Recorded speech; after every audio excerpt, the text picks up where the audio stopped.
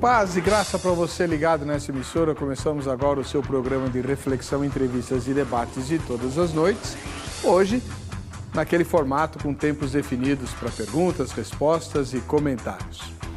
Assim você fica conhecendo os dois lados de uma questão polarizada, com ambos os debatedores tendo o mesmo tempo e as mesmas oportunidades. E o assunto de hoje é o papel da lei para os cristãos. A lei dos judeus, a lei do Antigo Testamento, o Antigo Testamento em si, vamos chamar assim, do ponto de vista jurídico, né?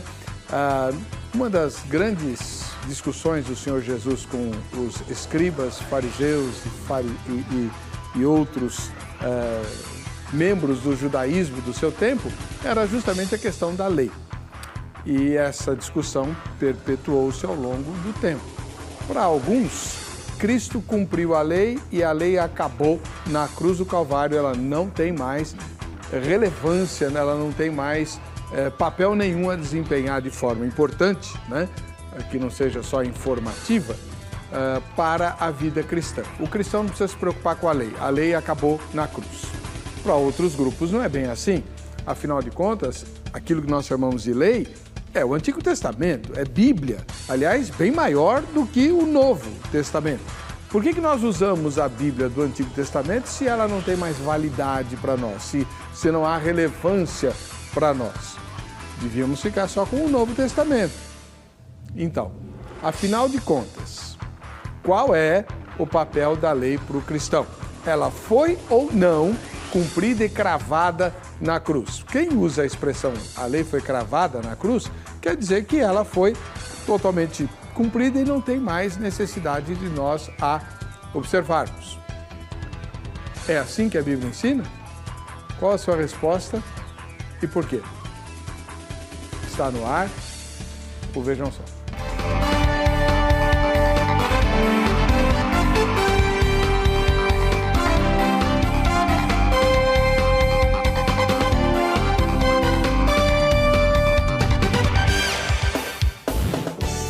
Olá, é com alegria que começamos em nome da Academia Teológica da Graça de Deus, a Agrade, mais uma edição do programa Vejam Só.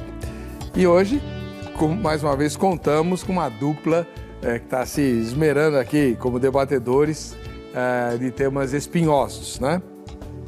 Pastor Paulo Sérgio Batista, da Igreja Batista Bíblica Betel. Paz e graça, pastor Paulo Sérgio, tudo bem? Paz e graça, pastor. É um grande prazer poder estar aqui mais uma vez para dialogar sobre um assunto tão importante, tão interessante, né, e tão espinhoso, como o senhor mencionou. Se bem que, se não me falha a memória, o tema de hoje foi sugerido por vocês dois no último debate, não foi não? Eu não sei. Acho que foi. Foi? Eu acho que foi. Então, mas nós dois gostamos de temas espinhosos. Atendendo a pedidos de vocês voltaram aqui. Pastor Paulo Sérgio Batista é ministro da Igreja Batista Bíblica Betel, que fica onde, pastor? Em Guarulhos, Rua Água Doce, número 167, Jardim São Domingos. Então, é uma igreja batista conservadora. E, pela graça de Deus, estou lá pastoreando essa igreja, vai para quase 8 anos. Muito obrigado pela presença do irmão. Prazer é todo meu, pessoal. Já eu corrijo a informação, o tema foi extraído de um livro. Mas antes, deixa eu apresentar o outro convidado, é o irmão pastor Sérgio Monteiro. Temos dois Sérgios aqui, hoje vai ser complicado, hein? Pastor Sérgio Monteiro, da Igreja Adventista do Sétimo Dia. Paz e graça, pastor, tudo bem? Paz e graça, reverendo. Prazer estar aqui mais uma vez. É muito gostoso quando nós podemos vir aqui para discutir esse tema espinhoso, né? A gente só vem aqui para discutir tema espinhoso. O último tema também que nós tivemos foi um tema bastante complexo, gerou várias discussões, além de tudo e etc. Queria aproveitar, pastor, para, se me permite, mandar um grande abraço, um grande beijo, claro, né, para minha esposa, né? A minha esposa, a professora Olga, para o pessoal ali de Manaus, o pessoal está assistindo lá em Manaus, o Wallace Tagino, a turma toda ali da igreja de Jacutinga. Estive esse final de semana pregando ali em Jacutinga e o pessoal todo mandou um grande abraço, pediu para eu transmitir um grande abraço para o senhor também. Jacutinga é Minas, né? Minas Gerais. Passei um fim de semana muito maravilhoso ali com o Neemias, com a família dele. Neemias, um grande abraço, como diz o reverendo Weber, um ósculo santo. E eu sei que o senhor não está ligado a uma igreja local, mas o senhor desempenha um ministério. Exatamente. Aqui em São Paulo. Com o Ministério Judaico. Nós ajudamos aqui na comunidade judaica. Eu estou fazendo doutorado em línguas semíticas.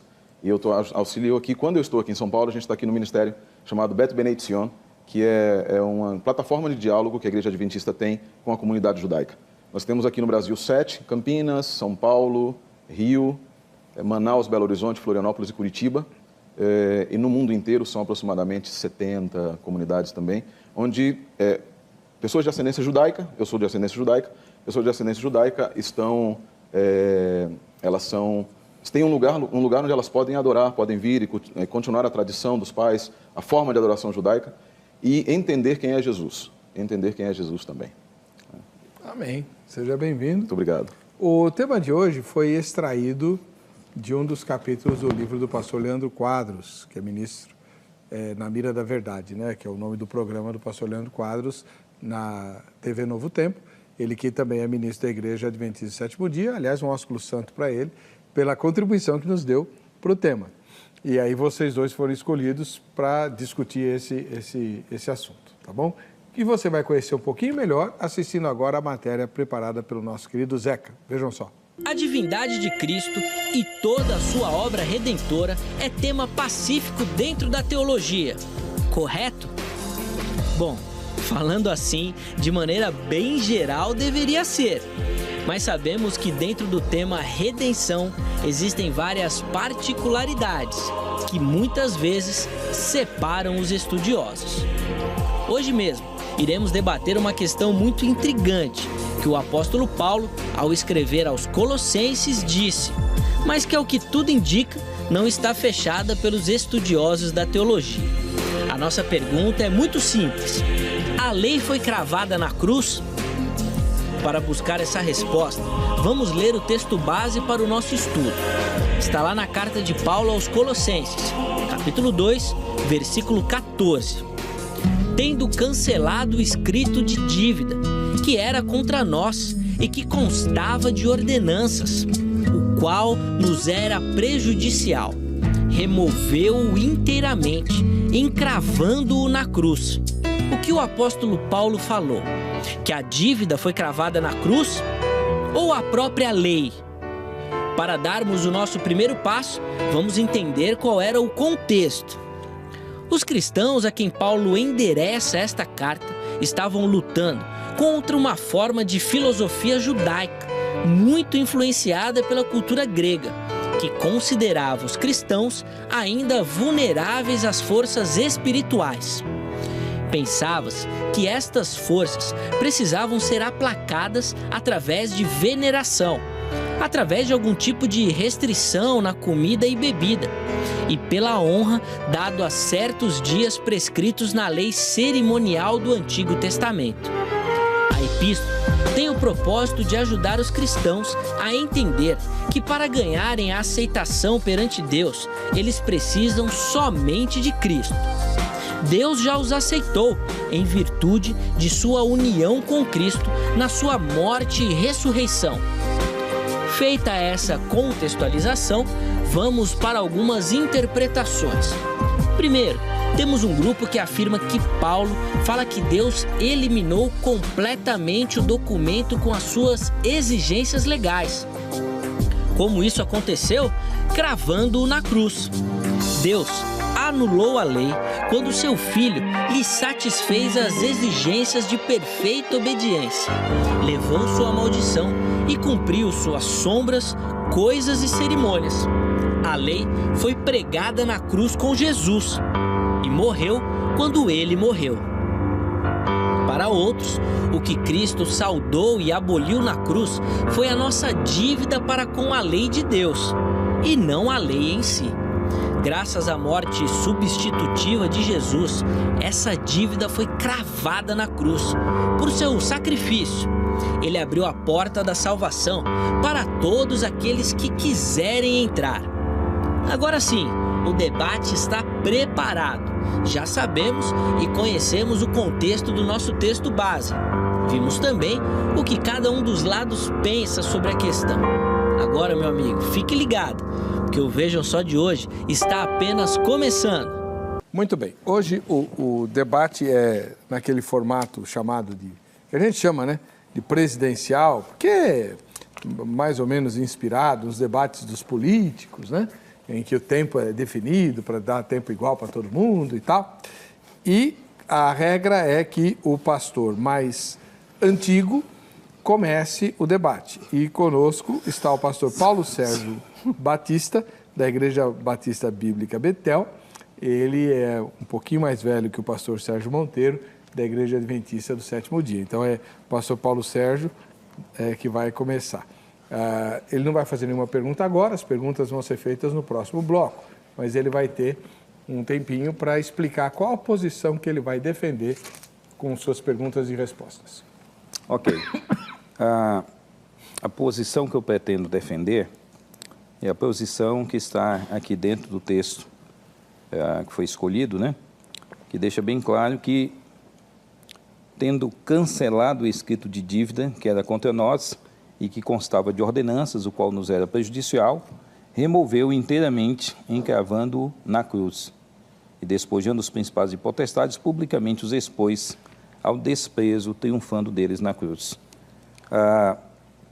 Então, a ideia exatamente do apóstolo é deixar claro que, mesmo que a lei servisse, como ele vai dizer em outros momentos, de aio, mesmo que a lei serviu de uma forma, nós vamos ver isso um pouco mais aprofundadamente, uma forma de educar o homem nesse caminho da verdade, a lei ela não tem mais vigor a partir da cruz. A partir da cruz entra-se um novo sistema, e esse novo sistema ele não comporta mais a totalidade da lei judaica, ou a lei como um todo. Muito obrigado. Esse foi o pastor Paulo Sérgio Batista, da Igreja Batista Bíblica Betel. Vamos ouvir agora o pastor Sérgio Monteiro, da Igreja Adventista do Sétimo Dia. Bem, ao contrário da opinião do pastor Paulo, eu vou defender a ideia de que, na verdade, o capítulo 2 de Colossenses não tem absolutamente nada a ver com a lei. A ideia aqui é, nesse texto, até a reportagem foi bastante feliz, quando diz que o texto, ali o que está sendo cancelado não é a lei, não há nada cravado na cruz ali relacionado à lei, mas é o escrito de dívida. Esse escrito de dívida é aquilo que é cravado na cruz, é aquilo que é apagado, né? É aquilo que é tirado do meio de nós, e é ele que nos era prejudicial. Por ele não ser prejudicial, esse escrito de dívida, e não a lei, ele foi retirado por Cristo na cruz, quando Cristo Jesus cancela os nossos pecados, a nossa dívida diante de Deus. E uma vez que ele cancela as nossas dívidas diante de Deus, aquilo que... O chirografon, que é a palavra grega que aparece aqui, ele é tirado do meio, ele não aparece mais, e é por isso que ele é cravado e colocado como uma peça acusatória. Ele é colocado ali na cruz de Cristo, e através da cruz de Cristo, demonstrando que a nossa culpa foi tomada por Jesus Cristo, ele expõe e ele coloca os principados e potestades publicamente ao desprezo, triunfando sobre eles, porque toma deles a peça de acusação, que era... Por que ela diz que ele é constando em ordenança? Na verdade, a palavra constando nem aparece no texto original, de tois dogmassem, porque ela tinha força através das ordenanças. E uma vez tinha força através das ordenanças, depois a gente pode explicar, vamos explicar mais corretamente, mais aprofundado no que significa isso dentro do contexto imundividência de Paulo, ali naquele contexto greco-judaico. Basicamente, ele tira e apresenta publicamente, dizendo aquilo que eles acusavam, eu tomei a acusação, e eu, uma vez tendo tomado a acusação, a culpa sobre mim, eu peguei o escrito de dívida e cravei sobre a cruz. Não tem nada a ver com a lei mosaica, nem com a lei cerimonial, nem com a lei moral, nem com nenhuma lei, o que foi cravado na cruz. Muito obrigado. Esse foi o pastor Sérgio Monteiro, da Igreja Adventista Sétimo Dia. E agora quem vai falar é você. Nós temos a nossa enquete, que está publicada no site vejamsó.com.br. Vamos ver?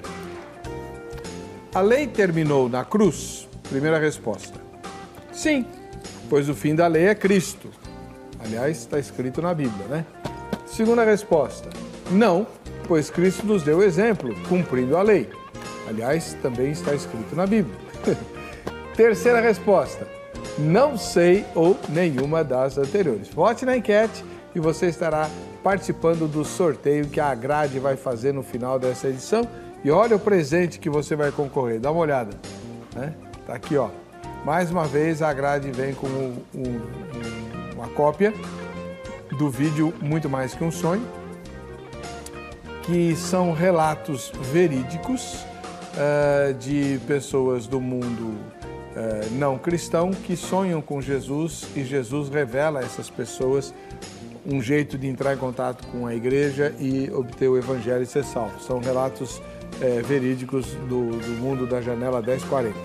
Esse vídeo aqui é presente da Academia Teológica da Graça de Deus, a Grade, cujo telefone sai na tela para você ligar amanhã. É evidente que agora não tem mais ninguém lá, né?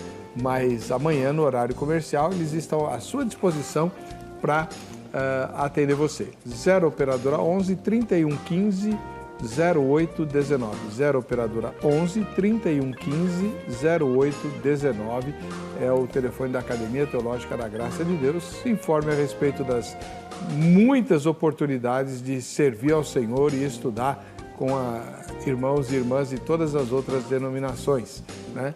A gente, por exemplo, eu estou dando aula lá de análise bíblica do Novo Testamento, toda terça-feira à tarde, e estamos entrando nas epístolas, e você vai, hoje mesmo, né? Eu dei aula das primeiras epístolas do Novo Testamento, seguindo a ordem em que elas foram escritas. É muito legal. Se informa direitinho, tá? Vem ser nosso aluno, nossa aluna. 3115 0819, telefone da Agrade. Você notou que o programa começou um pouco mais tarde hoje? Agora vai ser assim, porque você também notou que há um programa novo nessa emissora, né? O Fala Amigo Noturno, missionário R.R. Soares, ao vivo a partir das 8 horas da noite. Divulgue, ajude as pessoas que ainda não conhecem essa programação que tanto tem abençoado as pessoas. Um bate-papo descontraído sobre a Palavra de Deus. O missionário R.R. Soares como você nunca viu. Interaja com o missionário em tempo real. Envie seu testemunho e faça seu pedido de oração. Participações musicais que vão alegrar o seu coração. Fala Amigo Noturno. A gente vai para o intervalo, voltamos já com as perguntas e respostas do Vejam Só. Perdeu seu programa favorito? Agora você pode escolher a que horas quer assistir os conteúdos da HIT. Acesse o YouTube e se inscreva. Canal HIT TV. A TV que faz a diferença cada vez mais perto de você. Muito bem, estamos de volta com o programa Vejam Só, começando agora a parte das inquirições. Nós estamos aqui com o pastor Paulo Sérgio Batista, da Igreja Bíblica Batista Betel, é isso? Não. Igreja Batista Bíblica Betel, eu inverti, né? E ele vai fazer a primeira pergunta dele ao pastor Sérgio Monteiro, da Igreja Adventista Sétimo Dia. O senhor tem 3 minutos no máximo para formular a pergunta. Ok. Tá? Então vamos lá. Pastor Sérgio, na sua exposição inicial, na sua introdução, o senhor mencionou a ideia de que não há, aliás, o senhor mencionou a ideia de que há lei de Moisés e lei do Senhor. O senhor mencionou algo? Essa crença, existe uma diferença entre a lei do Senhor e lei de Moisés na Bíblia, ou essa lei é uma coisa só? Porque a partir disso eu gostaria de fazer algumas questões. Ou pode ser, eu posso ter entendido errado, mas eu acho que compreendi que o senhor falou alguma coisa sobre lei de Moisés, lei de Deus. Há essa diferença dentro desse sistema?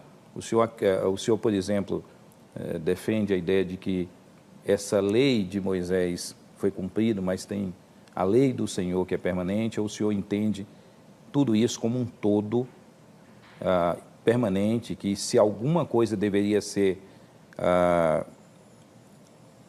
encravado na cruz, digamos assim, definitivamente teria que ser ou todo ou nada? Como o senhor vê isso? 3 minutos para a sua resposta, pastor. Obrigado, pastor Paulo. Na verdade, eu como bom judeu, nós não temos essa separação como sendo essencial. A ideia de... Nós não descartamos a ideia de que existam aspectos cerimoniais, aspectos morais, aspectos civis, aspectos religiosos, aspectos de saúde dentro da Torá. Mas para nós a Torá é única. Na Igreja Adventista também, eu acredito que a literatura mais antiga da Igreja Adventista fazia muita ênfase nessa diferenciação entre lei moral, lei cerimonial, Nós tínhamos até esquemas, algumas vezes tinha um quadrinho antigo que dizia a lei moral ela foi escrita por Deus, a lei cerimonial escrita por Moisés, a lei moral foi colocada dentro da arca, a lei cerimonial do lado da arca. Embora nós entendamos que existam aspectos diferentes dentro do todo chamado Torá, nós hoje entendemos que a Bíblia ela é um todo. A lei, a Torá, a chamada instrução divina, ela não é compartimentalizada dessa maneira. E de que maneira, como é que nós entendemos então a continuidade dela como um todo ou não? Na verdade, ela continua como um todo no seu aspecto educacional, ela continua como um todo no seu aspecto tipológico, mas ela continua em certos aspectos no sentido dela permanecer válida como uma manifestação dos parâmetros através dos quais Deus faz uma aliança com o povo. Aqueles aspectos tipológicos dela, vamos falar de tipologia muito mais do que cerimonialismo, mas a tipologia da Bíblia, os aspectos tipológicos da lei de Deus, elas apontando para Cristo, elas tinham duplo sentido, tá? Duplo sentido. Aqui eu sigo o Dr. Samuel Bacchiocchi. Elas tinham um sentido de apontar para o futuro no seu aspecto tipológico, mas também apontar para o passado de forma memorial. Dentro do arcabouço judaico-adventista, de um arcabouço mais teológico e mais exegético, nós entendemos que os seus aspectos tipológicos, eles se cumprem em Cristo na cruz. E os seus aspectos comemorativos, eles continuam. Porque nós não deixamos de comemorar a criação. Temos que continuar comemorando o fato de que Deus é nosso Criador.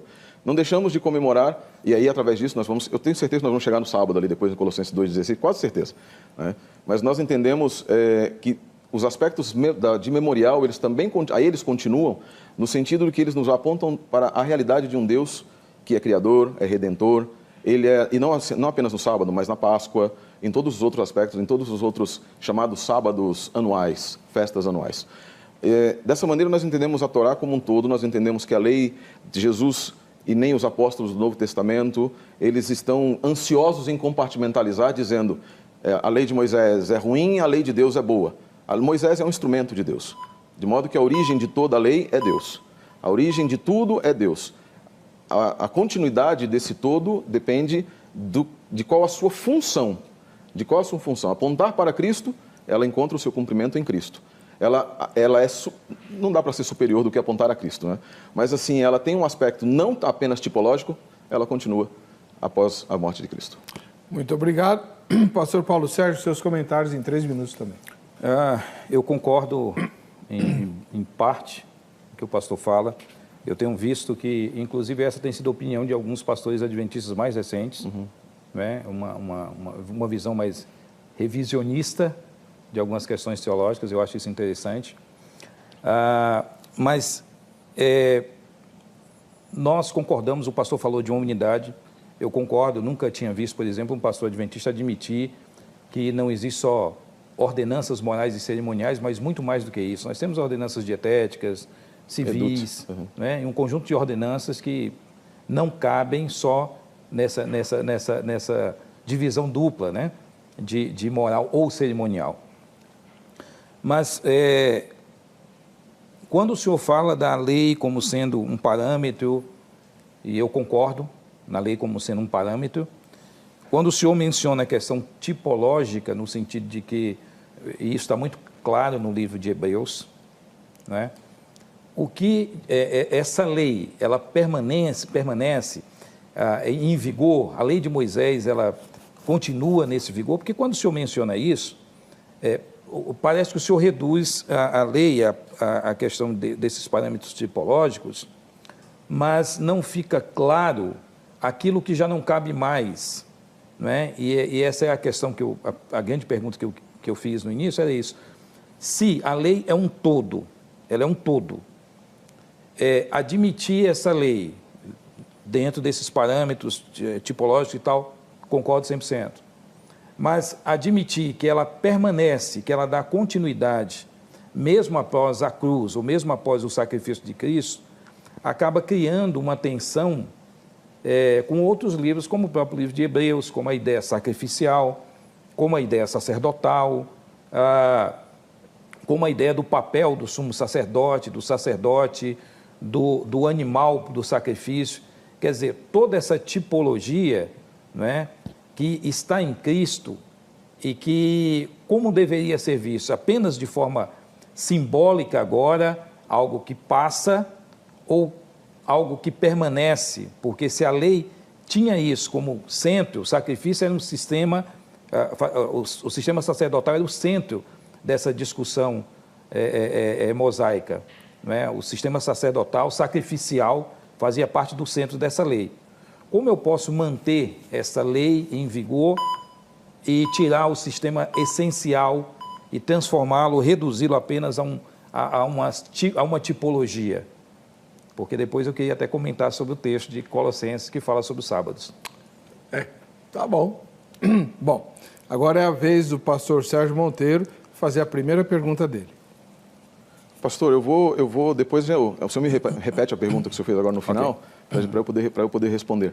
Mas assim, levando em consideração a ideia, porque só para contextualizar, nós entendemos o conceito de tipologia vertical, horizontal, continuidade, e um aspecto só, discordando um pouco da sua fala, na verdade... Sem tréplica, pastor. Não, é só para contextualizar a pergunta dele. Só para contextualizar o contexto da pergunta dele. Da pergunta que eu vou fazer, na verdade, é o seguinte. Não é verdade que o sistema sacrificial fosse total centralizado, a adoração judaica fosse centralizada. Depois eu vou explicar direitinho qual era o conceito bíblico, na verdade. Ele se torna posteriormente, ele vai se tornar posteriormente. Mas considerando isso que eu estou falando, a sua posição, eu li o seu livro, Mitos do Adventismo, sobre, uma parte, desculpa, não li inteiro, quando fala sobre Colossenses 2,14, o senhor diz ali que o texto é explícito em dizer que a lei foi cravada na cruz. Uhum. Eu queria que o senhor desse, porque o texto não fala, na palavra lei não aparece, e como é que nós chegamos a ser tão categóricos em dizer que a lei foi cravada na cruz, quando a palavra cravada não aparece, nem a palavra lei aparece ali no texto? Essa é a pergunta? Essa é a pergunta. 3 minutos, pastor. Nós temos a ideia, né, do remover inteiramente cravando na cruz. Ele vai dizer que despojando principados e potestades.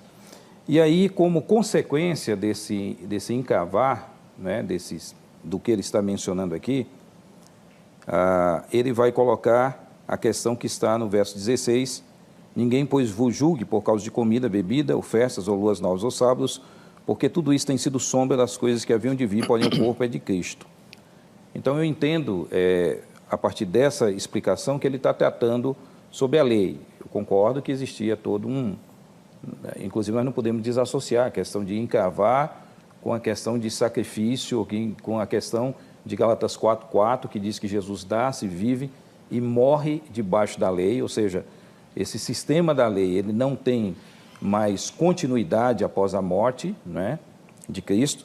Mas eu entendo, pastor, que quando ele menciona festas, luas novas e sábados, ele está falando dentro de um sistema que só pode ser entendido ou comparado com o sistema judaico.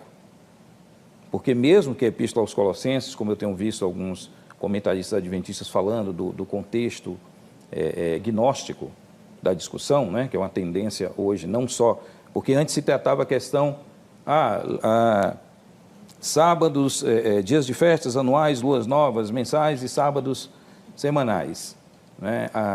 Aliás, desculpe, trabalhar como sábados como sendo festas e tal. E a refutação sempre foi a outra, dizendo que não, que os sábados aqui não poderiam ser sábados mensais, porque já está na festa das luas novas. Anuais. Sempre foi essa discussão, que hoje é uma posição que a Igreja Adventista admite essa divisão. Inclusive, eu tenho aqui um trecho da Revista Adventista que admite isso. Agora, é óbvio que quando ele menciona festas, luas novas e sábados, ele só pode estar mencionando um sistema que só se enquadra no sistema da lei mosaica. Então, a partir dessa resposta que Paulo vai dar, ninguém, pois, vos julgue por isso, então a minha conclusão segue a partir dessa ideia, que uma vez que ele menciona festas, luas novas e sábados, ele só pode estar mencionando a lei judaica, que é a única mencionada por ele e que vai estar exatamente dentro desse contexto de expor esses 3 pontos. Ele vai chamar de sombra, não é? Algo que não teria mais necessidade de ser mantido, ou seria apenas algo que teria agora um sentido simbólico. Respondido. Muito obrigado. Pastor Sérgio Monteiro, seus comentários. Ok, obrigado, pastor. Nós temos alguns problemas nessa interpretação, justamente pelo fato que o pastor mencionou, de que existe um contexto que precisa ser levado em consideração. O estudo do Dr. F.F. Bruce a respeito de Gálatas, ele não está falando um estudo a respeito de Colossenses especificamente, mas o Dr. F.F. Bruce, falecido, um dos grandes Bs do Novo Testamento, dos 3 grandes Bs, ele dizia que a sequência de tempos mencionadas em Gálatas, em Colossenses, em Romanos, ela não é típica apenas do judaísmo. Ela existe, os deuses requeriam que eles fossem... requeriam que certos dias fossem empregados, festas anuais, festas semanais, não se chamava sábado, mas chamava festas semanais. Nós concordamos, com certeza, de que aqui Paulo utiliza a categoria das festas comuns judaicas. Isso é fato. Acontece que, quando nós olhamos o contexto da Epístola de Colossenses, para onde ela foi escrita, onde estava Colosso, onde estava Éfeso e onde estava a Galácia, nós vamos perceber que Paulo estava lidando com ele, ali naqueles 3 lugares, com certamente com algo muito parecido, com situações parecidas. A Galácia, quando a gente vê o mapa bíblico, ela é a Galácia, tem a Galácia do Norte, a Galácia do Sul, tem Colosso e Éfeso, que estão ali próximos da Galácia do Sul. Não se sabe para qual foi a Galácia do Norte ou a Galácia do Sul que Paulo escreveu. Independente disso, um dos consensos na verdade, uma declaração de uma boa parte dos comentaristas é que Paulo estaria escrevendo, como James Dedham, por exemplo, Paulo estaria escrevendo para judeus, para cristãos gentios, não necessariamente para cristãos judeus, né? que teriam esse conhecimento a respeito de festividades judaicas. Mas não significa, ainda assim, que ele não estivesse mencionando as festividades judaicas no contexto do problema que ele estava lidando em Colosso. Por quê? Porque, como a reportagem disse no início, e o pastor também, na sua primeira fala, concordou, e com quem nós concordamos, esse contexto, aqueles mestres gnósticos, eles estavam utilizando categorias judaicas, mesclando com o cristianismo, mesclando com o gnosticismo. E um ponto interessante é que, assim, por que eu mencionei logo no início a questão dos Gálatas? A palavra grega Galatai, ela é um cognato da palavra, um sinônimo da palavra Keltai, dos celtas. E eles estavam ali, uma religião de mistério, que eles eram bem sincréticos, eles aceitavam tudo. Eles buscavam, nos elementos judeus, encontrar também os deuses gregos, esses deuses gregos, trazendo os elementos, esses deuses para a categoria de anjos, colocando-os ali como anjos. É por isso que Paulo fala no verso 17, verso 18, do culto aos anjos. E esse culto aos anjos passa a tomar o lugar do culto aos semideuses, que eram os deuses mediadores, que levavam as suas petições, as suas adorações diante do Deus maior. Quem seria o Deus maior? Jesus Cristo. Por isso que Paulo vai falar constantemente que Jesus, nele habita corporalmente a plenitude da divindade. A questão da sombra, uma sombra necessita de um corpo. Ela não tem em si mesma realidade. E nós nunca cremos que nada do Antigo Testamento tinha realidade sem Cristo também. Vamos lá. Primeira rodada completada, vamos para a segunda. Pastor Paulo Sérgio Batista, sua segunda pergunta. Ok. Como manter, pastor Sérgio, como manter a ideia da lei, ou dessa permanência da lei, essa lei como algo permanente, contínuo, né, como a Igreja Adventista ensina, como o pastor creio, mas como manter essa continuidade, tendo uma mudança significativa em alguns elementos essenciais dessa lei. Né? Como manter como é que eu posso dizer que é a lei, é essa lei que permanece, uma vez que ela não é mais praticada dentro desse sistema, ou ela não tem uma prática contínua, como era na antiga aliança. Então, essa é uma pergunta que eu queria fazer para o pastor, para que eu pudesse entender também um pouco melhor essa sua interpretação um pouco nova para mim, e um pouco nova também, inclusive para literaturas adventistas, né? Eu sou assim mesmo. Eu tenho, por exemplo, uma cópia aqui da Revista Adventista, de 2009, né, página 18, quando ela faz essa pergunta exatamente sobre os dias. E ela, apesar de admitir algumas coisas relacionadas a cultos sincréticos, no contexto de Gálatas, né, ela admite que, ao que parece, Colossenses 2,16 refere-se a qualquer tipo de sábados anuais, mensais ou semanais. E aí ele vai falar, a expressão similar de Colossenses 2,16 aparece também em Gálatas 4,10. Então, admite-se que os relação dois entre elas. contextos são relacionais e esses dois contextos estão mencionando dias semanais relacionados também à questão da lei. Porque havemos de concordar que não tem como ter o contexto de Gálatas, aquelas discussões em Gálatas, parecem serem discussões muito mais arraigadas a questões judaicas do que o contexto de Colosso. O senhor compreendeu a pergunta? Entendi, porque é a pergunta que ele tinha me feito anteriormente. Muito obrigado por ter voltado a ela, pastor. 3 minutos, senhor. Ok. Vamos entender. Eu sou assim mesmo, viu, pastor? Às vezes eu tenho as interpretações mais... Eu prefiro a interpretação que seja biblicamente muito mais correta. A interpretação biblicamente muito mais correta, eu me apego demasiadamente ao texto, ao contexto e ao contexto circundante, ou seja, o que é que estava acontecendo no contexto histórico. O que é que acontece com relação ao Antigo Testamento, né? A Bíblia hebraica, a gente não costuma mais academicamente chamar de Antigo Testamento. Mas veja, qual é todo o problema da Bíblia? A problemática bíblica, é por isso que eu disse que o templo não era central nesse sentido. A centralidade era a adoração a Deus. A centralidade é aquilo que o rabino chamado Herschel, Herschel, eu não reconheço, esqueci o primeiro nome dele, mas o rabino ele dizia assim, num livro chamado Deus em Busca do Homem. A história da Bíblia não é a história do homem buscando Deus, mas Deus buscando o homem. O que é que isso acontece? Deus entrega uma instrução para o homem dizendo, você precisa, para vir até mim, para continuar na minha presença, você precisa cumprir isso aqui. O que é isso aqui? Eu vou usar aquela designação antiga, lei moral, lei cerimonial, só de forma didática, tá? Aqui está a lei. A lei moral, consubstanciada, mas não limitada aos 10 mandamentos, é um erro que muitas vezes alguns cometem também, de tentar limitar a lei moral aos 10 mandamentos. Na concepção judaica, nem são mandamentos, efetivamente, são proclamações que consubstanciam todos os outros 613 mandamentos, inclusive cerimoniais.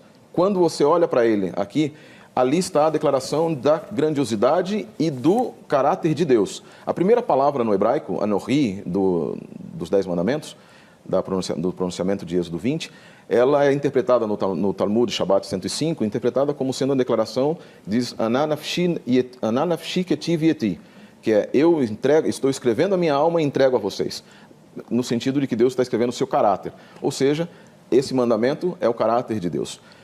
E, em outras palavras, ela diz para você constantemente qual é o objetivo que você deve atingir, ou seja, ser como manifestar o caráter de Deus. Nós entendemos, então, que isso era no Antigo Testamento, vai me faltar tempo, provavelmente, no Antigo Testamento, e quando você descumpria isso, o que é que acontecia? A condenação, o salário do pecado é a morte. Como é que funcionava, então, para que você pudesse restabelecer o seu relacionamento com Deus? Através daquilo que a gente conhece como 4 S do perdão. Santuário, sacrifício, sangue e sacerdote. E substituto. No Novo Testamento acontece a mesma coisa. Muda-se onde isso é feito, mas não se muda o modelo. O modelo é o mesmo. Santuário, salvação, santuário, substituição, sangue, sacerdote. Onde? No santuário celestial. Em Cristo Jesus, nosso substituto. Então, a lei cerimonial, nós entendemos, essa lei cerimonial, usando de forma didática, ela encontra o seu cumprimento em Cristo, porque Cristo é aquele que agora se oferece por nós, é aquele que intercede por nós no santuário. Essa não permanece porque é Ele quem faz, ou seja, passa para Ele, mas os aspectos que demonstram qual era a aliança permanecem constantemente. Pastor Paulo Sérgio, seus comentários. Quando eu falei, pastor, da questão de sacrifício como algo central, né? Eu estou falando do sacrifício no sentido de culto mesmo, né? Porque, de fato, nós vamos concordar com isso, que a centralidade da adoração dentro do sistema, ele exige sacrifícios, ele exige trabalho sacerdotal, ele exige todas aquelas práticas, né? Práticas religiosas, sem as quais não há adoração efetiva ao Deus de Israel. Né? Então, dentro da lei mosaica, esse é o quadro que a gente, não necessariamente. Que a gente percebe, okay. Né? Quando se fala de culto e sacrifício. Então, nesse sentido, eu falo que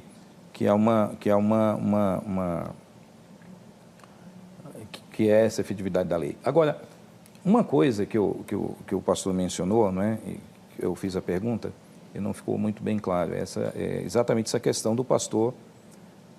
Então, tudo que antes a lei possuía, ela continua, então, a possuir. Só que agora de forma simbólica na pessoa de Cristo. Parece que é isso a sua posição. Não é como se, olha, tinha todo um sistema, esse sistema esses 603 mandamentos da lei, eles não mudam, mas eles são agora colocados entre outro sistema, ou dentro da continuidade desse sistema, e nessa continuidade desse sistema chamado a partir de Cristo, ele tem agora um novo valor ou uma nova interpretação, não a mesma praxe. Então, parece que, pelo menos foi isso que eu entendi no pastor, não é? Mas nós vemos na Bíblia, nós vemos isso em 2 Coríntios 3, nós vemos no capítulo 10, né, de Hebreus, nós vemos em Coríntios 11, a ideia da nova aliança. A ideia da nova aliança, pastor.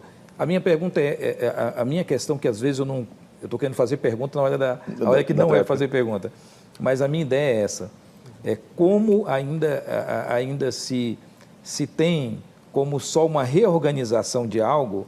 Parece que a ideia que o senhor propõe é a ideia de que não é uma nova aliança, e sim só uma adaptação de uma velha aliança. E se é só uma adaptação, ela não é uma nova aliança, como a Bíblia demonstra, porque uma vez que algo é novo, aquele antigo é removido.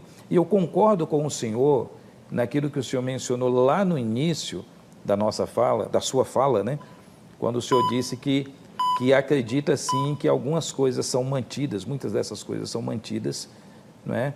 Mas eu também creio que acaba confundindo um pouco a ideia do novo e do antigo.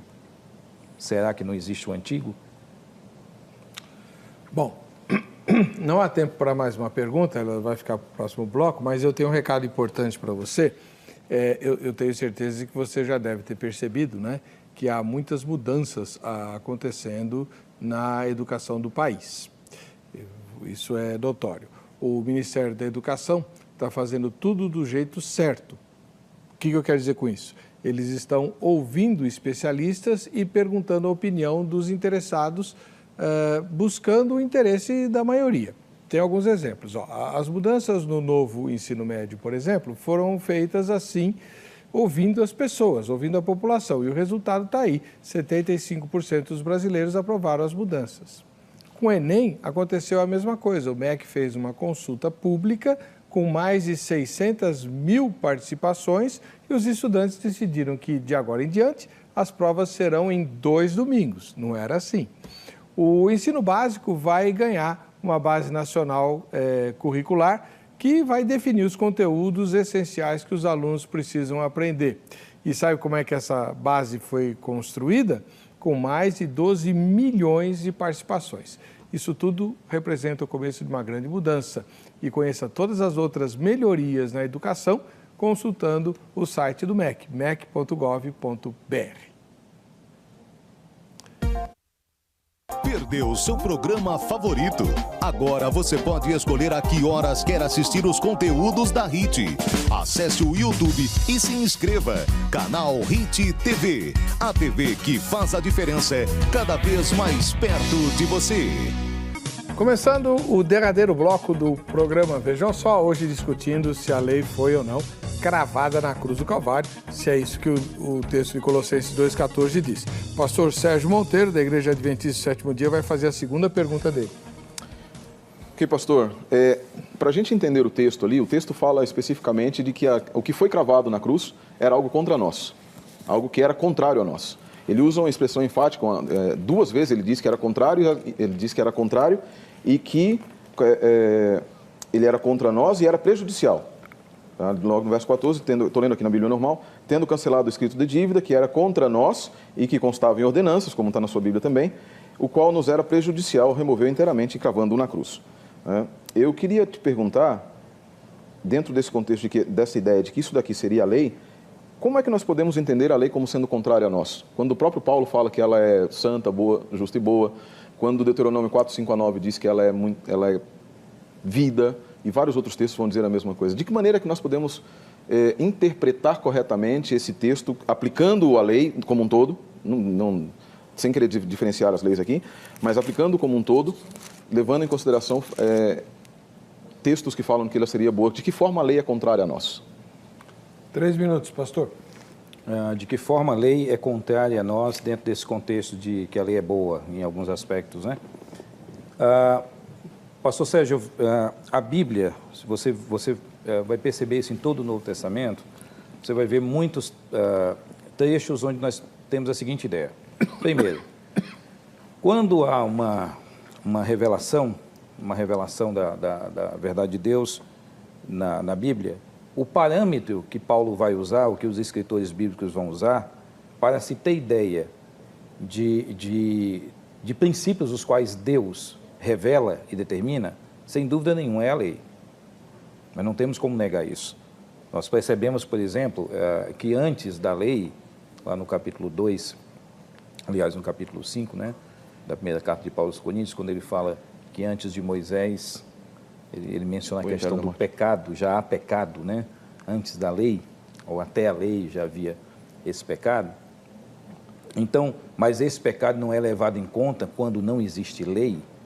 Ou seja, a lei e é usada exatamente para demonstrar àquelas pessoas, é o único parâmetro que eles possuem de revelação de Deus, que nós vamos concordar que não houve nenhuma outra revelação, não é, tão mais incisiva da vontade de Deus fora da lei. Nós não temos, porque a revelação natural, você não tem mandamentos, né? Essa revelação natural.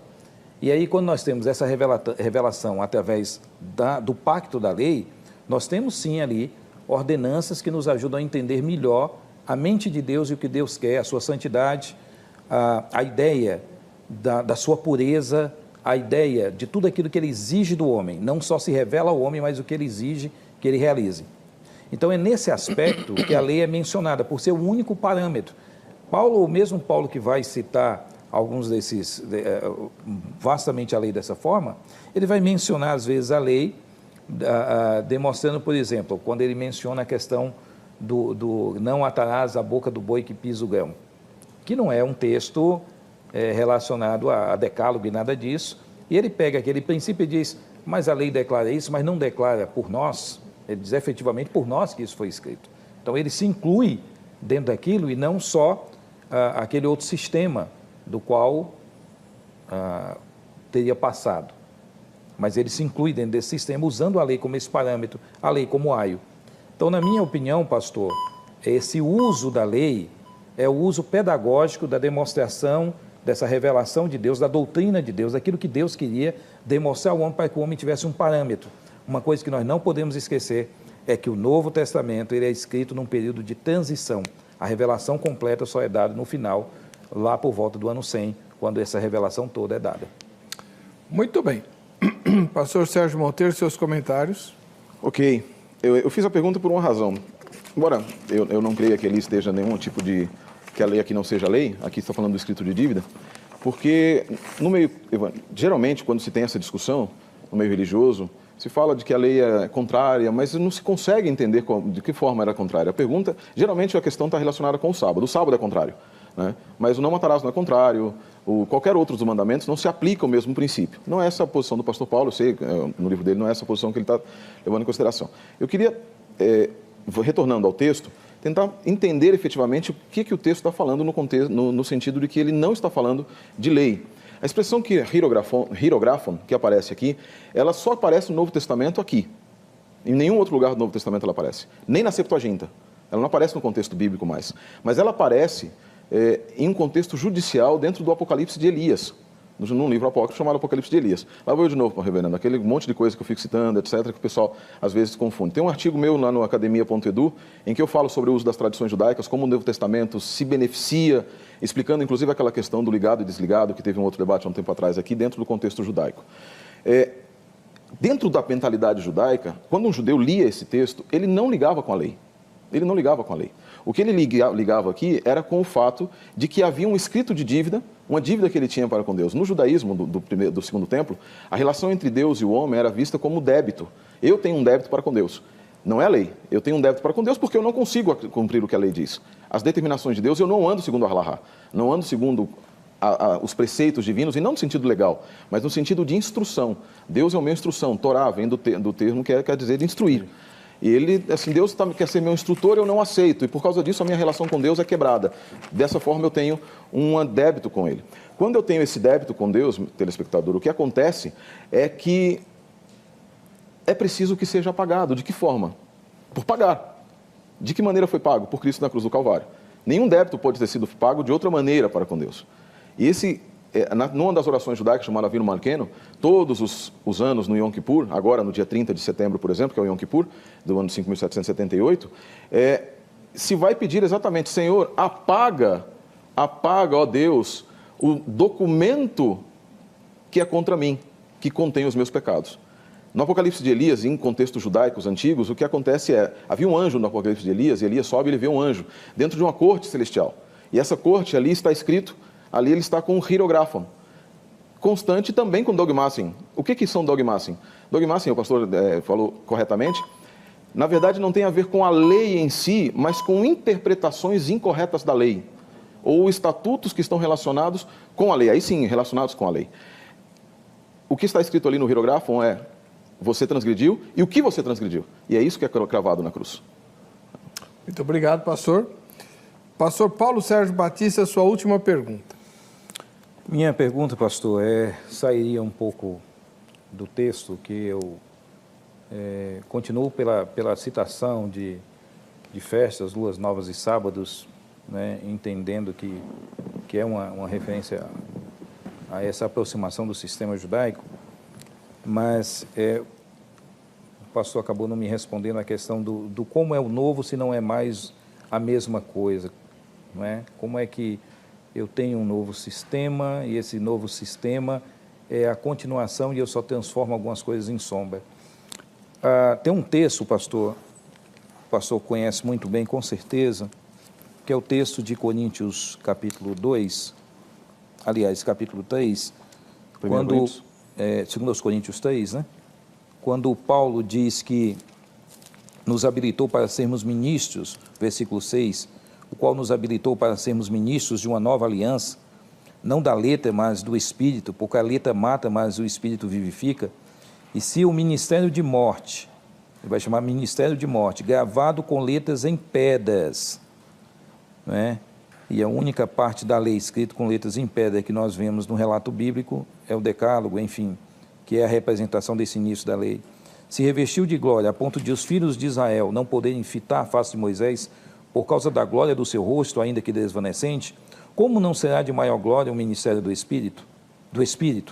Porque se o ministério de condenação foi glória, em muito mais proporção será glorioso o ministério da justiça, porquanto, na verdade, o que outrora foi glorificado nesse respeito já não resplandece diante da atual sobreexcelente glória, porque se o que desvanecia teve sua glória, muito mais tem o que é permanente. Então, essa é a questão que eu queria fazer, não é? A Bíblia não é clara nesse aspecto. Paulo não está usando aqui o decálogo, ou pelo menos essa primeira parte, que é a antecipação do pacto que vem, das outras ordenanças que vem depois. Paulo não está aqui, pastor, antecipando isso, mostrando o exemplo e fazendo uma comparação entre dois sistemas, dizendo que que tem uma letra que mata, mas o outro tem um espírito vivificante. E aí ele diz que, inclusive, Moisés, quando desce do monte com o rosto resplandecente, né, e resplandeceu, trazendo aquela lei que acabou não produzindo o que deveria, não por causa dela em si, mas por causa do homem, por causa de nós. Paulo não coloca aqui, pastor, em oposição esses dois sistemas. Queria que o pastor explicasse isso.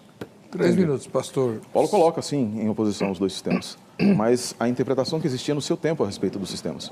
Paulo não coloca a revelação do Antigo Testamento em contraposição à revelação do Novo Testamento, pastor. Ele coloca aqui, no capítulo 3, lendo o capítulo 3 aqui, a partir do verso 2 também, ele diz assim: vós sois a nossa carta, escrita em nosso coração, conhecida e lida por todos os homens, estando já manifestos como carta de Cristo, produzida pelo nosso ministério, escrita não com tinta, mas pelo Espírito de Deus, do Deus vivente, não em tábuas de pedra, mas em tábuas de carne, isso é o coração. E é por intermédio de Cristo que temos tal confiança em Deus. E ele continua com o texto que o senhor citou. Basicamente, o que Paulo está contrastando aqui é o uso do Novo Testamento, e aí ele vai continuar logo depois no verso 12, é o uso da revelação divina, como ela encontra o ser humano. E acho que a palavra-chave na sua frase foi no final, não porque a lei em si fosse ruim ou não pudesse produzir perfeição, mas por causa da incapacidade do ser humano de fazê-lo. O ser humano, e aí entra o problema do judaísmo, o grande problema do judaísmo do Segundo Templo. Eles deixaram de olhar para Deus para olhar para a lei de Deus. Eles só queriam ver, e aí entra aquilo que o senhor falou antes, da centralidade dos sacrifícios. Deus deu o sábado, por exemplo, o sábado e o templo, como dois instrumentos através dos quais se desse um encontro com Deus, no tempo e no espaço. Para o judeu era muito melhor estar no espaço.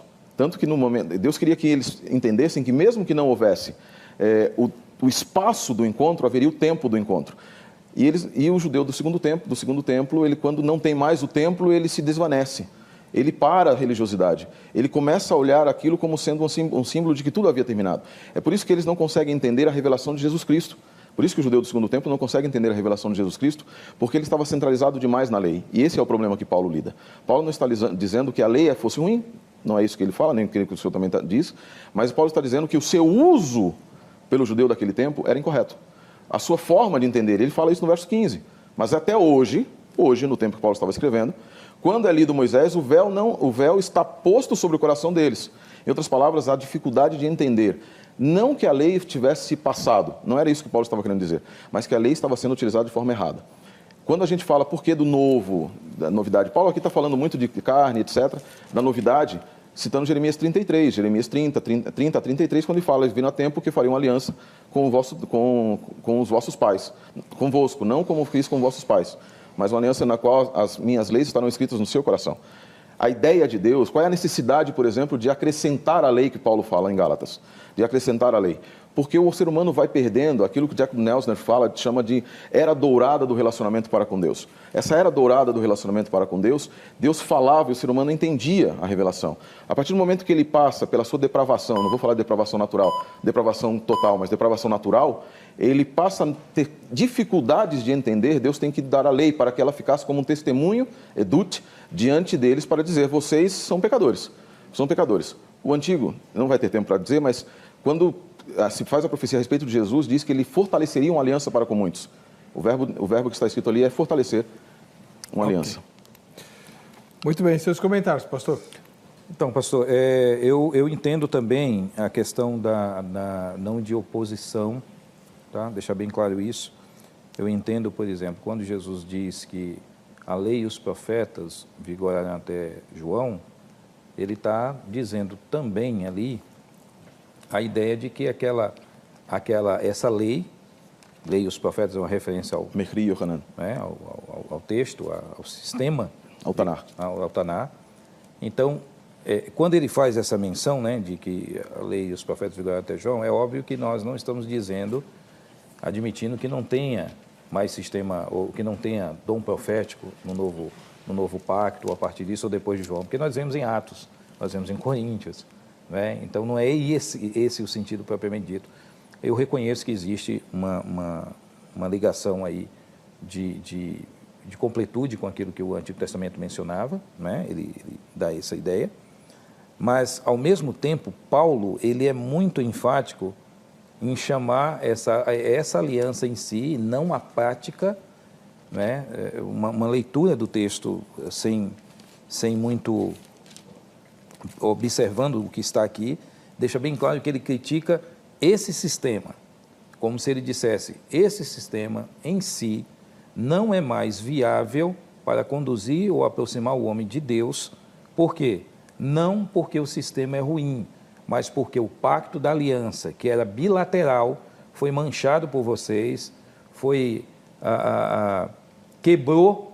Vocês quebraram essa aliança, né? E ele mencionando a questão dos judeus. Os judeus quebraram essa aliança e, em virtude disso, não teve mais a sua efetividade. Não tem mais como usar esta aliança ou esta lei para conduzir o homem ou aproximar o homem de Deus. O texto, ele vai chamar de ministério de morte. Se ele dissesse, olha, o ministério que alguns acham, ou que vocês transformaram em morte, mas ele vai dizer ministério de morte, gravado com letras em pedra, se revestiu de glória, não é? E ele vai dizer ainda mais que resplandecente, ele diz muito mais será o ministério da justiça. Então, eu acredito, pastor, que aqui ele faz um contraponto, Paulo reconhecendo que, sem dúvida nenhuma, houve o cumprimento da lei em Cristo, e Jesus disse que veio para cumprir tudo aquilo que foi dito, não é, acerca dele na lei, nos profetas e nos escritos, ou seja, ele veio cumprir essa revelação, não é, e dar-lhe um significado claro, um significado novo, por isso que é uma nova aliança, mas eu creio que o texto é bem claro ao chamar esse ministério de ministério de morte, não porque Deus nos deu o ministério de morte, mas porque nós o tornamos. Muito bem. Pastor Sérgio Monteiro, por gentileza, a sua última pergunta. Pois é, a gente não tem a tréplica. Ai, não. Que coisa terrível. Mas ok, então. Para a gente entender aqui, eu queria que o pastor me explicasse, dentro desse contexto do que ele está disse a respeito, embora eu tenha entendido, pastor, desculpe dizer, mas... De qual texto? Não, eu vou só colocar aqui, depois o texto é baseado no livro de Jeremias, tá? A pergunta que eu vou fazer é do capítulo 31. Mas me ficou um pouco contraditório a interpretação que o senhor deu de 2 Coríntios 3 com o final da sua frase. Mas baseado nisso, que a lei de que Deus teria, porque o ser humano manchou a lei, ela teria acabado, eu queria que o senhor me explicasse o capítulo 31 de Jeremias, ali a partir do verso 31, que fala assim: eis vem dias, diz o Eterno, em que firmarei nova aliança com a casa de Israel, todos nós conhecemos, e ele continua dizendo, e ali no verso 35, Deus diz assim, assim diz o Eterno, que dá o sol para a luz do dia, e as leis fixas à lua, e as estrelas para a luz da noite, que agita o mar e faz bramir as suas ondas. O Eterno dos Exércitos é o seu nome. Se falharem estas leis fixas diante de mim, diz o Eterno, deixará também a descendência de Israel de ser uma nação diante de mim para sempre. Assim diz o Eterno, se puderem ser medidos os céus lá em cima e sondados os fundamentos da terra cá embaixo, também eu rejeitarei toda a descendência de Israel por tudo quanto fizeram, diz o Eterno. O que eu queria que o senhor explicasse aqui, baseado nessa ideia de que o ser humano tem a capacidade de desfazer a aliança de Deus, forçar Deus a criar uma nova aliança totalmente do zero, que não é a ideia do termo grego kainé. Então, a ideia do termo grego kainé é renovação. E nem a ideia também aqui do capítulo 31, verso 31. A ideia de uma renovação, de fortalecimento, que está em Daniel 9, 24 a 27 também, de um fortalecimento da aliança. Uma manifestação da aliança eterna de Deus, porque nós entendemos da seguinte maneira, chamada teologia da aliança, do Wolfhard Pannenberg, Walter Kaiser, etc. Existe uma única aliança. Essa aliança foi feita com Deus, entre Deus e Jesus Cristo, e existem várias manifestações dessa aliança no nosso mundo. Uma delas, a principal delas, sendo a do Calvário. O pleroma dessa manifestação sendo o Calvário. Mas existe uma única aliança, e essa aliança vai sendo renovada entre Deus e o ser humano. Essa aliança vai sendo renovada, e por isso se utiliza, a Bíblia é cuidadosa em utilizar o termo kainé e não neos. Neos, em toda a literatura grega, significa algo que é completamente novo. E kainé, ele tem a ver com aquilo que é renovado.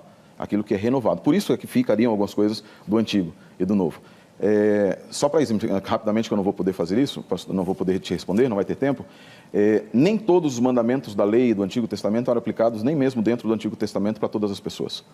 A pergunta do senhor qual é? A pergunta eu queria que o pastor explicasse o capítulo 31, verso 31, desculpa, para ser mais preciso, para não ficar muito grande, sobre a questão... versos 35 em diante, baseado na sua interpretação, naquela interpretação que o senhor fez de 2 Coríntios, que o ser humano pode anular a aliança com Deus.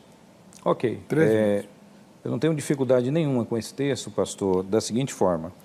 Eu concordo com o pastor quando menciona a questão de novo.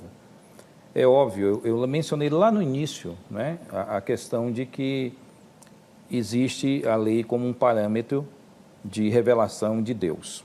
Eu mencionei essa ideia lá no princípio e tal, aí, né, a lei como parâmetro de revelação, ou seja, se nós queríamos saber do caráter de Deus, não só do poder dele, da criação, mas do caráter, nós precisaríamos fixar os nossos olhos para as ordenanças que ele deu. Então, nessas ordenanças nós poderíamos abstrair a vontade dele, o caráter dele e todas essas questões.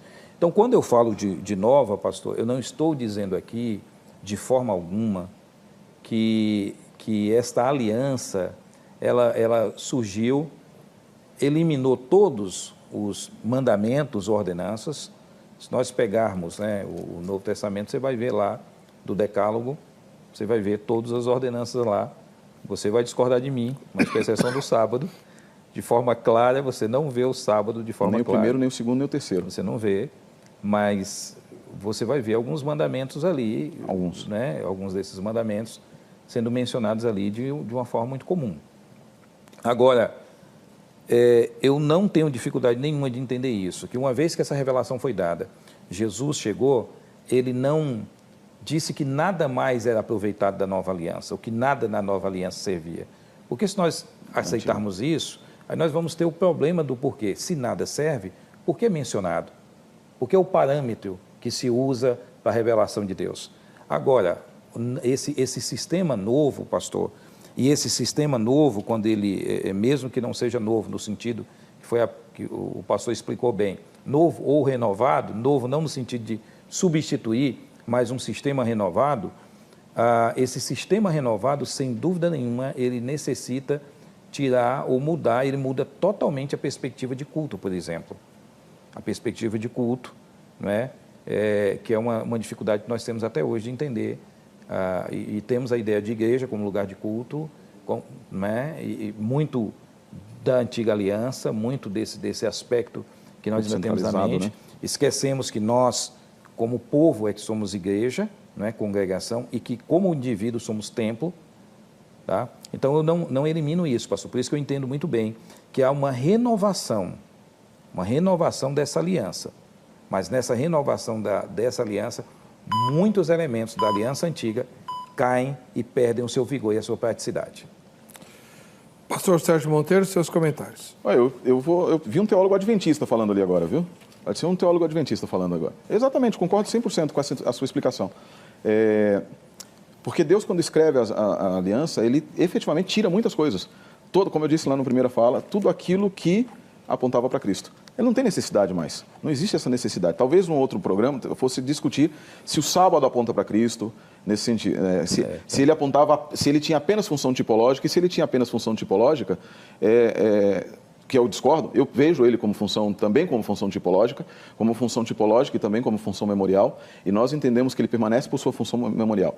Qual é o parâmetro? É que nós ainda, talvez hermeneuticamente, ainda não tenhamos definido em teologia, qual é o parâmetro para definir precisamente o que fica e o que cai na relação da antiga e da nova aliança. Nós sabemos que aquilo que aponta para Cristo tem o seu cumprimento em Cristo. Quando tem o seu cumprimento em Cristo, ele necessariamente deixa de existir? Ele deixa necessariamente de ter força e validade? Ou aquilo que apontava para aspectos específicos da morte de Cristo, da vida e do ministério e morte de Jesus Cristo, é que deixam de ter essa validade. Por exemplo, sacrifícios. Sacrifícios apontavam qual seria a razão de fazer sacrifício quando o sacrifício verdadeiro foi feito. Não tem razão. Mas nós continuamos, por exemplo, tendo a obrigação de não adulterar, não matar, né, de continuar preservando o nome de Deus, de continuar mantendo o nome de Deus como santo, embora manter o nome de Deus como santo também apontasse para Cristo, porque Jesus Cristo é Deus. Da maneira que, no momento como Jesus Cristo é Deus, quando nós dizemos que temos que preservar o seu nome, não tomar o seu santo nome em vão, não colocar outros deuses diante dele, embora nenhum dos 4 mandamentos aparecem, os primeiros 4 mandamentos aparecem precisamente ipsis literis no Novo Testamento. Nenhum deles. Eles aparecem os outros. Os outros mandamentos, do 5º até o 10º, eles vão aparecer, citados mais ali diretamente, com todas as palavras, ou alguma parte dele.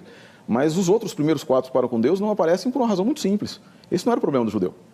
O judeu não tinha problema nenhum de entender a sua relação que ele tinha com Deus. A sua obrigação, não era relação, desculpa, continuando na frase. Sua obrigação para com Deus. Lembra que eu falei de que tinha um documento que era contrário? Isso estava na cabeça do judeu constantemente. No Avino Malqueno, Senhor, perdoa o documento que é contrário a nós. Senhor, perdoa. Por quê? Porque eu vivo em função de Ti, mas eu me esqueço do próximo. O grande problema era o próximo. Então, por isso o Novo Testamento vai citar de forma muito clara. Como Jesus, eu gosto de uma expressão que um amigo meu, Breno, um abraço para você, ali da comunidade judaica de Campinas, dizia, Jesus veio e disse para o povo judeu assim, ó, e nós somos os 2 judeus. Ele dizia, vocês não entenderam nada. Vocês não entenderam nada. Né? Vocês entenderam muito bem quando era para falar com Deus, mais ou menos também. Vocês entenderam muito bem o que vocês achavam que era falar com Deus. Mas vocês não entenderam quase nada, praticamente nada, do que é amar. E é isso que Deus fala no capítulo 31, ele fala que vai escrever no coração, porque estava muito legal em pedra, Mas em pedra era pedra, era o que estava lá, mas o coração não havia sido quebrantado. E uma vez que o coração não havia sido quebrantado, eles não conseguiam entender a lei. Isso dá até sermão. Viu só? Lindo, maravilhoso. Muito obrigado ao pastor Sérgio Monteiro, da Igreja Adventista Sétimo Dia, e ao pastor Paulo Sérgio Batista, da Igreja Batista Bíblica Betel. O contato desses dois irmãos continua à sua disposição no site do programa vejamsó.com.br. Quem vai ganhar o DVD da grade? Quem vai ser? Lia Maciel, aqui da capital paulista. Valeu, Lia. A gente se encontra no próximo Vejam Só. Até lá.